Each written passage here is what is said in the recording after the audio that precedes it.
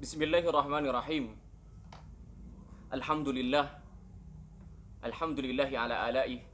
Wa syukru lahu ala taufiqihi wa amtinani.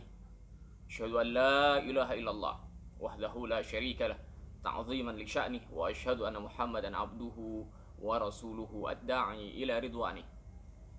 Allahumma salli wa sallim wa zid wa barik wa an'im ala habibika wa rasulika sayyidina Muhammadin wa ala alihi wa sahbihi ajma'in, amma ba'd.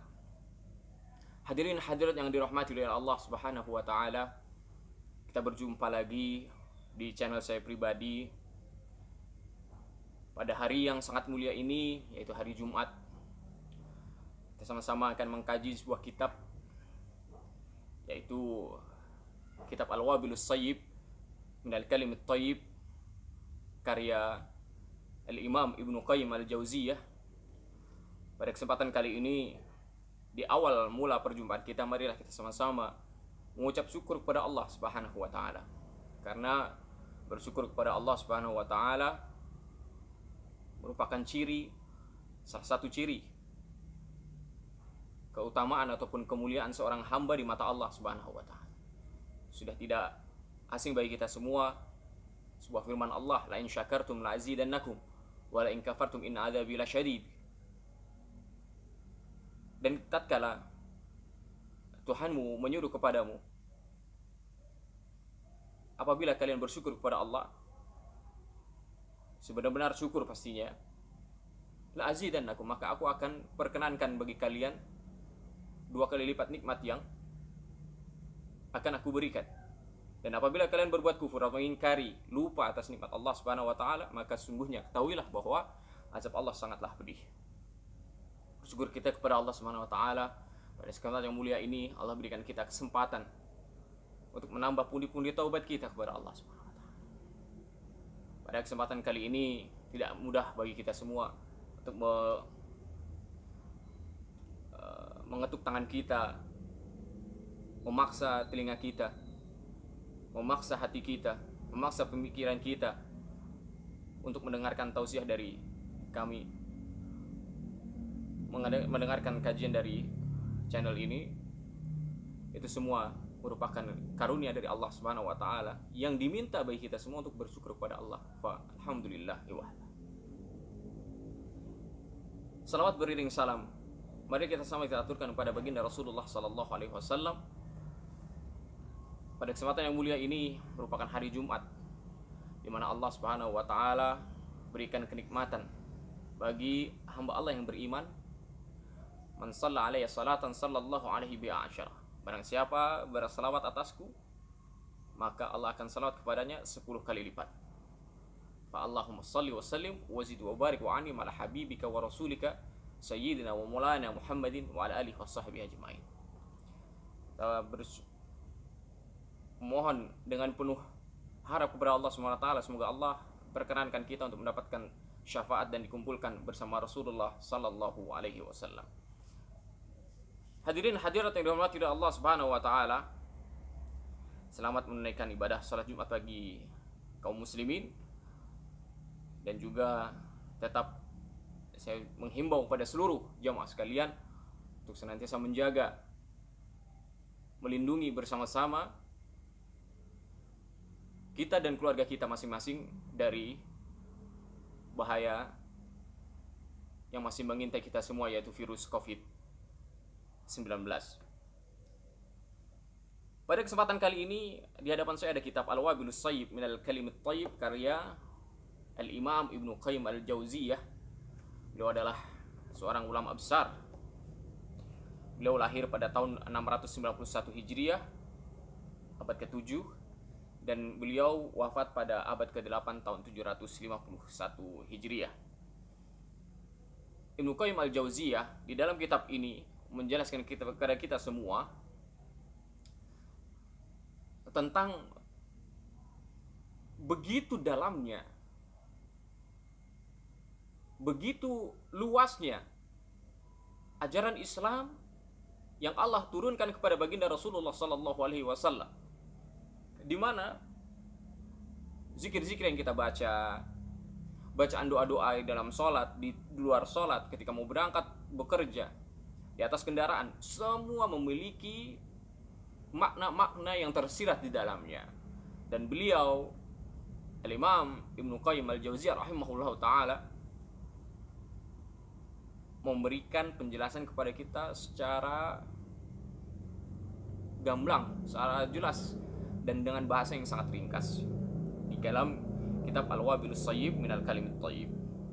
Namun di dalam kitab ini, di awal babnya, beliau tidak langsung menjelaskan tentang zikir-zikir, arti-arti makna-makna zikir dan yang beliau bisa petik poin-poin yang penting di dalamnya, dengan sekitar ada 11 bab ya.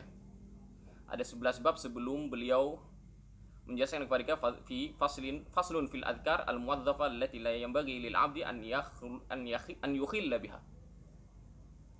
Jadi sebelum beliau menyebutkan adhkar ya, zikir-zikir ya, wirid-wirid yang senantiasa kita mungkin sempat atau mungkin senantiasa kita sebut tiap harinya, beliau mengqadimahi, mendahului kitabnya dengan beberapa bab penting. Mari kita sama-sama menuju ke bab yang pertama yang beliau sampaikan, faslun fi alamati atau unwan sa'adatil abdi. Dalam bab yang pertama, di dalam pendahuluan kitab Al-Wabilus Sayyib ini, Al-Wabil, apa sih artinya? Al-Wabil itu adalah hujan es ya. Hujan es ya. Kalau di Arab itu sering hujan memang sekerikil-kerikil es seperti itu. Dan ditambah dengan as-sayyib. As-sayyib juga hujan. Jadi ini adalah percikan hujan dari yang mungkin bisa mencerahkan bagi kita semua. Yang tadinya mungkin gersang gitu ya. Tanah gersang, ketika dia mendapatkan air justru akan menumbuh suburkan tanah tersebut. Maka beliau menyamakan dengan al-wabil as-sayyib minal kalimit thayyib. Dari al-kalim adalah kalimat-kalimat ya, perkataan-perkataan at-thayyib yang baik. Perkataan-perkataan yang baik di sini adalah zikir. Karena memang seorang, disebutkan dalam sebuah sabda Rasulullah sallallahu alaihi wasallam, "Man kana yu'minu billahi wal yaumil akhir falyakul khairan aw liyasmut." Barang siapa beriman kepada Allah Subhanahu wa taala dan hari akhir, bahwasanya apa yang ia kerjakan itu akan menuntut balas di akhirat nanti, maka hendaklah ia berkata baik ataupun diam. Berkata baik ataupun diam. Maka al-kalimut thayyib, perkataan yang baik di sini ya, wal yaqul khairan adalah al-kalimut thayyib, zikir. Kita tidak bisa berkata baik, lebih baik diam ya. Berkata baik salah satunya adalah dengan zikir, mengingat Allah Subhanahu wa taala, mengingatkan orang lain kepada Allah Subhanahu wa taala. Di dalam kitabnya beliau menyebutkan di awal babnya ciri-ciri tanda-tanda kebahagiaan seseorang ya di dalam hidup di dunia ini adalah 3 hal. Jamaah yang dirahmati Allah Subhanahu. Sudahkah Anda bahagia? Mungkin rasa bahagia adalah gembira menurut jamaah sekalian. Ketahuilah bahwasanya bahagia, sesungguhnya hakikat bahagia yang disebutkan dalam kitab ini oleh Imam Ibnu Qayyim Al-Jauziyah rahimahullah taala. Ibnu Qayyim mengatakan, unwanu sa'adatil abdi, tanda-tanda kemuliaan, kebahagiaan seseorang hamba itu ada di 3 hal. Yang pertama, idza un'ima alaihi syakar. Jadi apabila Allah berikan ia kenikmatan ya, anugerah apapun itu bentuknya. Jamaah, banyak di antara kita, orang yang beriman maupun tidak, selalu melihat nikmat itu yang berwujud. Padahal ada kenikmatan yang itu tidak berwujud. Itu adalah rezeki. Kita memiliki seorang pasangan yang baik, kita memiliki teman yang baik, itu adalah rezeki. Kita memiliki putra putri yang saleh dan salihah, apalagi yang diberikan oleh Allah SWT kenikmatan seorang putra putri yang hafidhah Al-Quran, putra putri yang saleh dan salihah, kemudian juga harta yang mendekatkan kita kepada Allah Subhanahu wa taala. Itu salah satunya. Jangan mengira bahwa segala suatu kebahagiaan hanyalah berupa harta, uang, dan sebagainya. Rizki itu tidak bisa berbentuk apapun. Dan Allah SWT selalu mengingatkan kita semua bahwasanya masing-masing itu memiliki kadar rezekinya masing-masing. Tidak semua kita menjadi orang kaya, tidak semua kita menjadi orang yang pas-pasan. Jadi ada kaya, ada yang berkecukupan. Dalam sebuah firman disebutkan wala tatamannu ma faddalallahu bihi ba'dakum 'ala ba'd. Dan janganlah kalian bercita-cita atau mengharapkan, mengirikan, menghasadkan, mendengkikan atas apa yang Allah berikan kemuliaan dari sebagian kalian ke sebagian yang lain.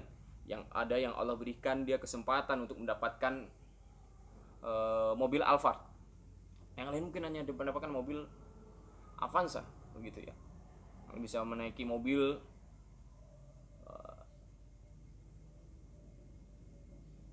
yang agak tinggi gitu ya, Mercy, BMW dan sebagainya. Mungkin diantara kita ada yang cuma bisa naik mobilio yang standar biasa saja. Itu semua adalah kenikmatan dari Allah SWT. Itu adalah standar yang telah beliau tetapkan, sunnatullah. Ada rezeki yang memang betul-betul dibagi oleh Allah SWT lebih baik, salah seorang lebih baik dari orang yang lain. Dan kita tidak boleh mendengkikan atau mengharap apa yang mereka dapatkan itu kita juga mendapatkan, karena segala sesuatu Allah sudah tentukan takdirnya. Segala sesuatu Allah sudah tentukan takdirnya. Kita harus mengingat bahwasanya segala sesuatu yang Allah berikan itu semua adalah takdir Allah SWT. Bisa jadi jika kita belum mendapatkan nikmat dari Allah SWT, bisa jadi jika kita belum bisa mendapatkan nikmat yang tadi diberikan kepada mereka yang berlebih, itu karena Allah SWT ingin menjaga kita. Bukan karena kita tidak mau kaya, atau kita tidak mau takut kaya, ya. Tidak. Saya yakin di antara kita jika ditanya semua apakah kita pengen kaya, mendapatkan banyak rezeki dengan cepat, jawabannya pasti iya. Ketahuilah jemaah, di dunia ini Allah sudah gariskan semua secara seimbang. Ada yang kaya, ada yang pas-pasan. Ada yang menjadi tukang cukur, ada yang menjadi prajurit, ada yang menjadi polisi, ada yang menjadi tukang gali sumur. Semuanya menempati tempatnya masing-masing dan rezekinya masing-masing agar Allah SWT bisa memberikan masing-masing di antara kita kebermanfaatan dan saling membagi rezeki. Maka tidaklah pantas bagi seorang yang beriman masih bersuuzan kepada Allah SWT, berprasangka buruk kepada Allah SWT. Maka disebutkan di sini pertama kali tanda kebahagiaan seorang itu adalah berserah diri kepada Allah SWT, bersyukur kepada Allah atas apa yang ia rezekikan.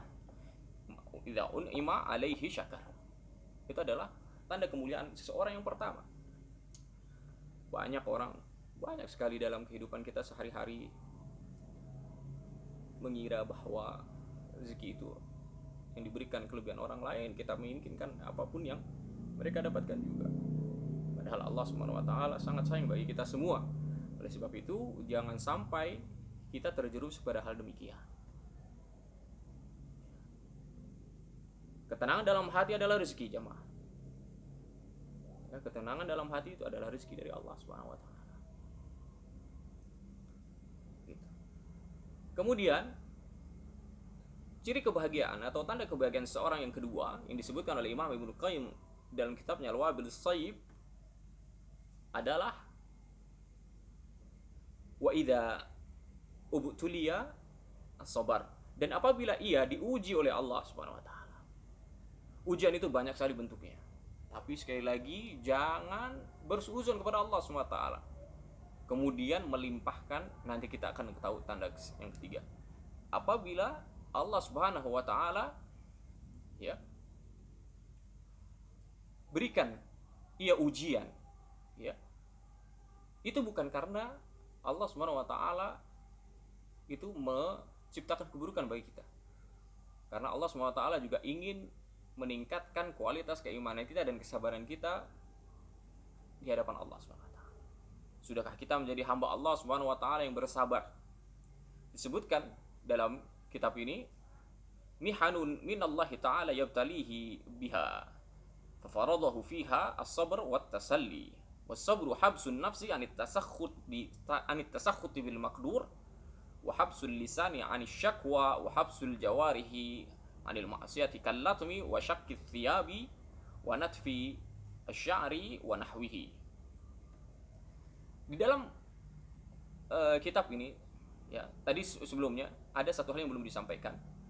Di poin pertama, bersyukur itu ada 3 hal yang harus disebutkan di sini. Yang pertama, al-i'tirafu biha zahir batinan, wa tahadduts biha zahiran, wa tasrifuha fi mardati waliha wa musdiha wa mu'tiha. Ada 3 rukun, ada 3 syarat jika kita benar-benar ingin mempraktekkan syukur kita kepada Allah SWT. Yang pertama adalah mengakuinya dalam hati. Kita harus mengakui dalam hati bahwasanya nikmat yang Allah berikan ini adalah rezeki dari Allah SWT, dan kita harus mengakuinya. Banyak di antara kita sekali lagi baru diberikan nikmat sudah terlalu tinggi hatinya, terlalu hingar-bingar, terlalu suka, terlalu heboh gitu. Tetap standarkan ya, injak pedal remnya, jangan sampai terlalu berlebihan dalam berbahagia. Kemudian wat tahaddusu biha zahiran, kemudian bisa menyampaikan kenikmatan itu dengan menyatakan kenikmatan dari Allah Subhanahu wa taala. Dengan bisa memberikan makan kepada fakir miskin, kepada tetangga, mengadakan pengajian-pengajian ilmiah di rumahnya, di tempat kerjanya. Berbagi apapun itu bentuknya atas di dalamnya dengan asas tawasau bil haq wa tawasau bis sabr, yang di dalamnya terdapat saling menasihati untuk menepati kebenaran, dan juga menasihati untuk menetapi bersabar kepada Allah SWT.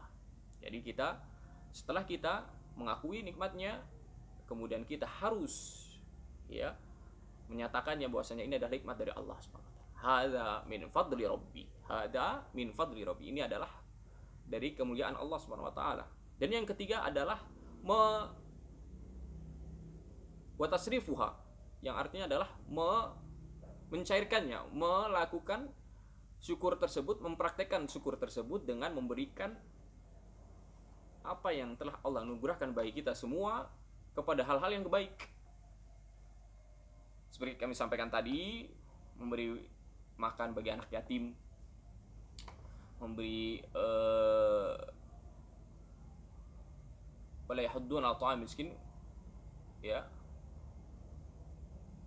berkasih sayang kepada fakir miskin juga ya, wala yahudduna ala ta'amil miskin. Dan jangan sampai kita lalai untuk tidak memberikan makan bagi kaum fakir miskin, kaum du'afa ya. Nikmat-nikmat yang Allah berikan tadi adalah hal-hal yang akan diminta oleh kita pertanggungjawabannya. Oleh sebab itu jamaah sekalian, jika kita diberikan nikmat oleh Allah Subhanahu wa taala, janganlah sekali-kali mencairkan atau mempraktekkan,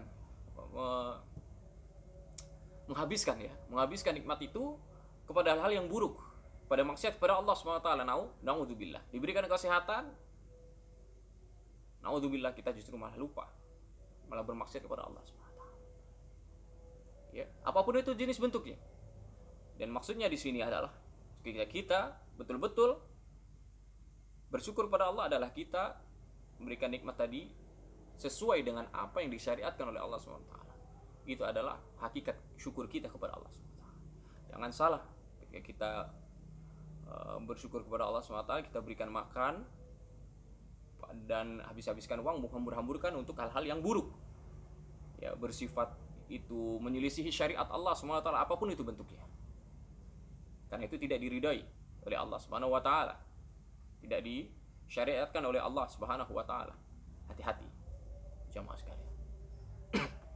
Bagi antum semua yang diberikan nikmat oleh Allah Subhanahu wa taala, habiskan nikmat tersebut pada hal yang baik sesuai ridha Allah Subhanahu wa taala. Yang kedua sekali lagi adalah ujian. Allah berikan ujian bagi kita semua.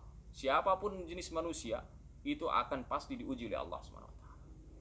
Karena hidup itu tidak lepas dari tiga: hidup, ujian, ya, atau masalah, kemudian solusi.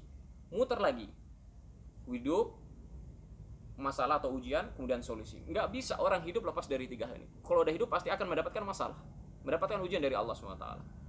Lanabluwannakum bisyai'in minal khaufi wal ju' wa naqsin minal amwali wal anfusi wath thamarat wa basyiris sabirin.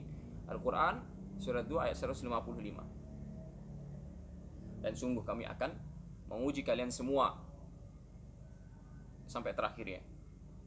Bisyai'in minal khaufi wal ju', dari sebahagian bentuk kekhawatiran, khawatir besok nggak tahu makan apa, atau ketakutan dari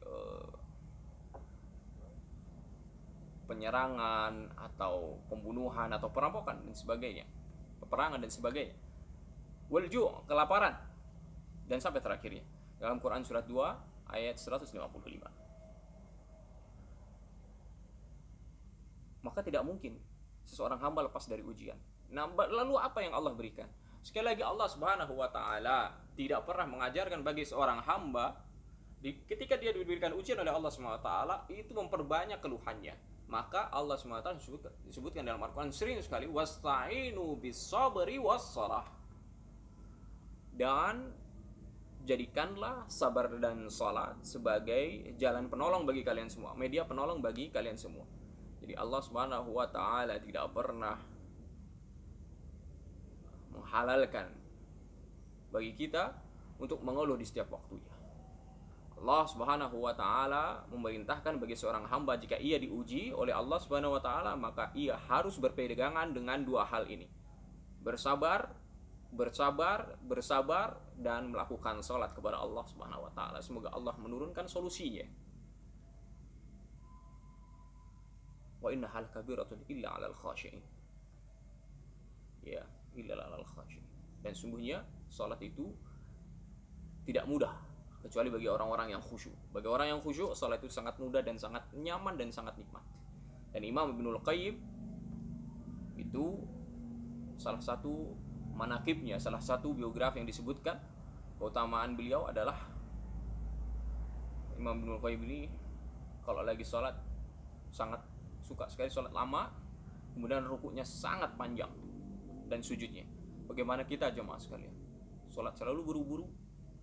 Bahkan di sholat kita mengingat apa? Ingat suatu hal yang itu di luar dari doa-doa yang telah Allah perintahkan bagi kita semua. Sabar itu kuncinya dari tiga juga. Ketika kita disyukur adalah pertama, syukur tadi rukunnya ada tiga, yaitu mengakui, kemudian berkata, ya, menyampaikan, mengakui, menyampaikan, kemudian menghabiskan kepada hal yang diridhai oleh Allah SWT, syariatnya. Sedang sabar ini juga ada tiga. Yang pertama adalah habsun nafsi anit tasakhuti bil maqdur. Jadi menjaga, ya, memegang hawa nafsunya, mengendalikan hawa nafsunya untuk memurkai atau melaknati atau tidak terima atas apa yang Allah takdirkan. Oleh sebab itu jamaah sekalian, dari kecil anak-anak harus dididik untuk mengetahui bahwasanya di dalam kehidupan nanti mereka akan mendapatkan kegagalan, kadang mendapatkan kegagalan. Jangan senantiasa dipuji jika ia salah. Jika memang dia terjatuh naik sepeda misalkan, jika anak takut, jika bapak ibu takut anak terjatuh kemudian nangis dia kenapa terjatuh dari naik sepeda, maka jangan biarkan dia naik sepeda. Kalau mau naik sepeda harus berani, takut, nggak boleh takut jatuh. Karena pasti orang pertama kali naik sepeda goyang-goyang dan jatuh. Begitu juga dengan berenang. Jika Anda takut tenggelam, maka jangan berenang. Orang kalau berenang, hampir rata-rata instruktur perenang itu mengatakan bahwa jika ia benar-benar nggak takut air, bisa mengikuti pelatihan dengan baik, maka ia akan bisa berenang. Jadi segala sesuatu jamaah, kita harus tahu bahwasanya dari sejak kecil juga kita harus ajarkan kepada mereka. Jika memang dia jatuh pas lagi latihan berdiri, katakan, ya nanti ke depan harus lebih baik. Jangan sampai kita justru menyalahkan menyalahkan dan menyalahkan. Ini salah satu hal yang merusak sabar kita kepada Allah Subhanahu wa taala. Semua sudah ditakdirkan oleh Allah Subhanahu wa taala. Hitam, putih, merah, kuning, hijau, kaya, miskin, baik, buruk, semua Allah takdirkan seimbang supaya kita bisa berpikir, supaya kita bisa menikmati oleh Allah Subhanahu wa taala, ini yang baik, ini yang buruk.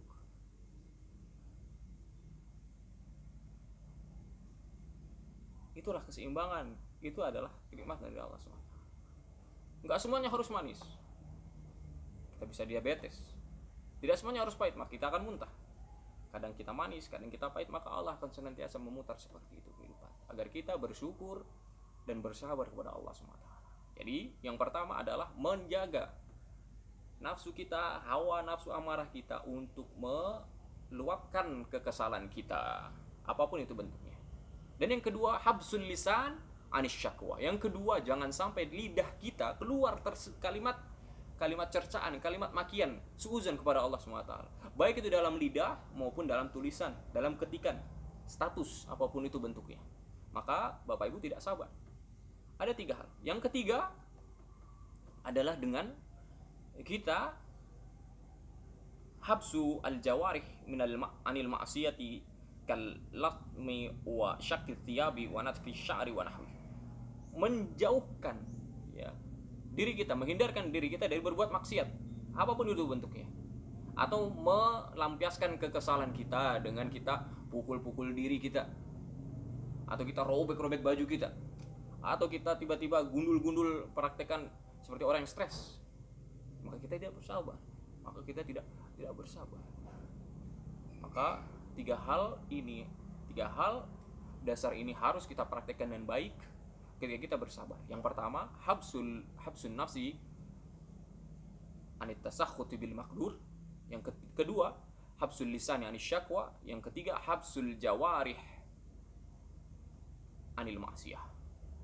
Menjaga hawa nafsu kita, menghindarkan hawa nafsu kita, menghindarkan lidah kita, lisan kita, dan yang ketiga menghindarkan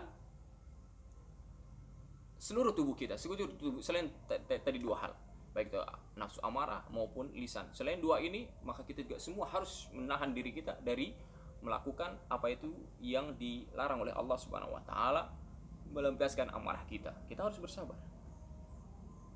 Kemudian tanda kemuliaan yang terakhir yang disebutkan oleh Imam Ibnul Qayyim dalam kitabnya di awal bab beliau memulainya, yaitu wa idza adznaba istaghfar. Sungguh bagi seorang hamba yang beruntung oleh Allah Subhanahu wa taala, maka Allah Subhanahu wa taala akan berikan kepadanya kesempatan untuk beristighfar dari segala dosa. Siapapun kita, kadang kita lupa bersyukur, kadang kita lupa bersabar. Maka kesempatan kita yang ketiga ini harus jangan sampai kita lupa. Wa idza adznaba istaghfar. Dan apabila ia berbuat dosa, melakukan maksiat kepada Allah SWT, apapun jenis maksiatnya, dia beristighfar. Astagfirullahaladzim. Makanya kita mendengar sebuah sabda Rasulullah SAW yang menyebutkan bahwa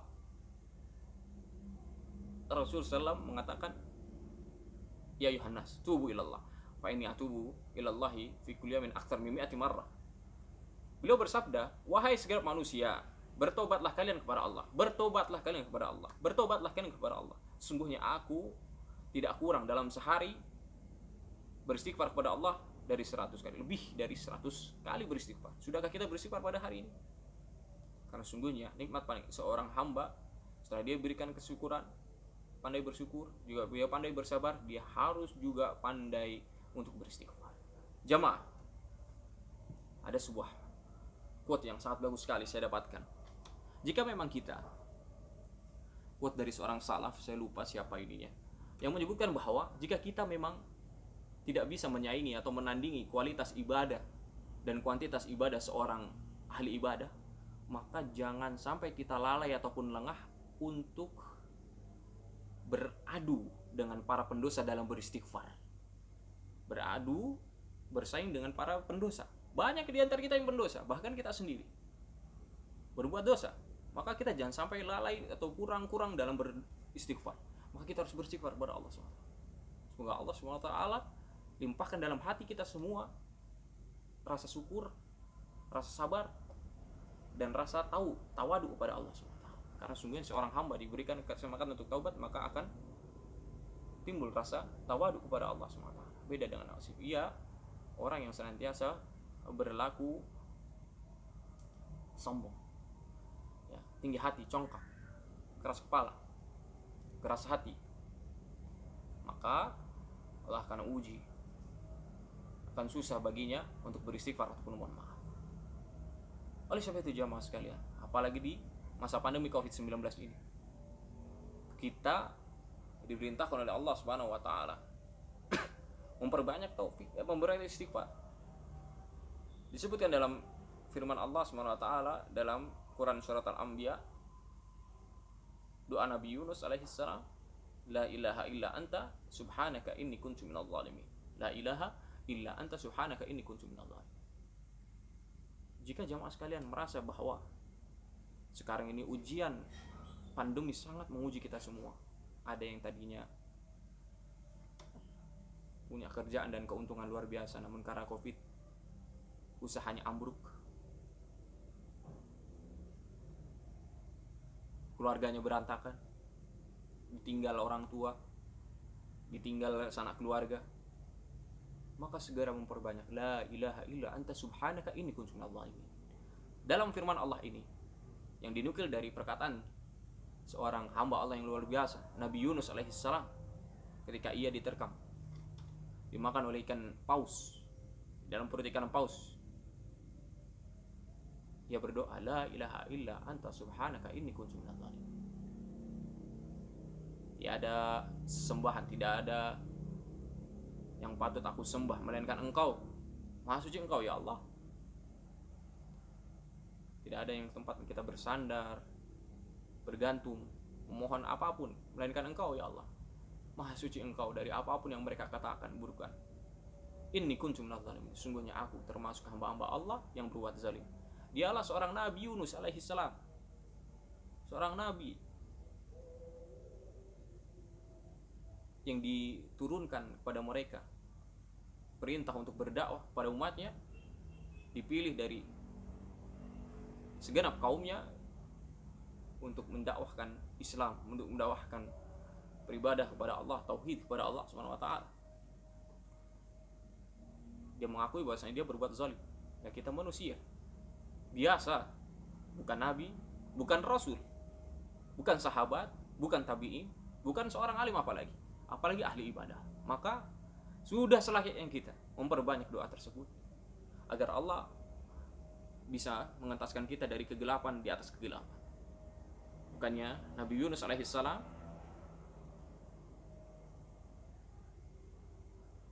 diuji dengan 3 kegelapan. Kegelapan di dalam perut paus, kegelapan di dalam lautan, dan kegelapan malam hari, yang kemudian Allah entaskan. Wa najjaynahu minal gham, yang disebutkan dalam firman setelahnya, wa najjaynahu minal gham, kemudian kami selamatkan ia dari mendung yang pekat. Jadi semuanya sudah pekat, gak bisa, gak ada jalan keluar. Bagaimana cara mengeluarkannya? Bayangkan kalau ibu bapak naik pesawat, ada turbulence yang semuanya kanan kiri itu sudah benar-benar ini, pasti kita kalang kabut. Kadang hati kita juga mulai deg-degan. Banyak istighfar, banyak berzikir kepada Allah SWT. Maka Allah SWT entaskan ini semua dengan kita mengakui kekurangan kita dan mengembalikan ibadah kita hanya kepada Allah, dan menjauhkan diri kita dari keburukan-keburukan lidah, keburukan-keburukan pikiran, keburukan-keburukan suuzon, agar kita menjadi hamba Allah yang senantiasa ikhlas kepadanya. La ilaha illa anta subhanaka inni kuntu minadh dhalimin. La ilaha illa anta, kita mengikhlaskan ibadah kita hanya kepada Allah Subhanahu wa taala, cinta kita, ketergantungan kita. Kemudian subhanaka, kita menjauhkan diri kita dari bersangka buruk, ya, menghindarkan atau menolak orang-orang yang mengatakan buruk kepada Allah, berkata buruk terhadap Allah Subhanahu wa taala. Dan yang ketiga, mengakui segala keburukan ada pada diri kita. Usikum wa ya nafsi bittaqwallah faqad fazal muttaqun wa la tamutunna illa wa antum muslimun. Mari sama-sama menutup perjumpaan kita pada hari yang mulia ini dengan bersama membaca doa kafaratul majlis, subhanakallahumma wa bihamdika asyhadu an la ilaha illa anta subhanaka inni kuntu astaghfiruka wa atubu ilaik. Subhanakallahumma wa bihamdika asyhadu an la ilaha illa anta astaghfiruka wa atubu ilaik. Sekali lagi jamaah sekalian, jika ada kebenaran itu datang dari Allah SWT, jika ada kurangnya dan kesalahan kekhilafan itu yang datangnya dari saya pribadi.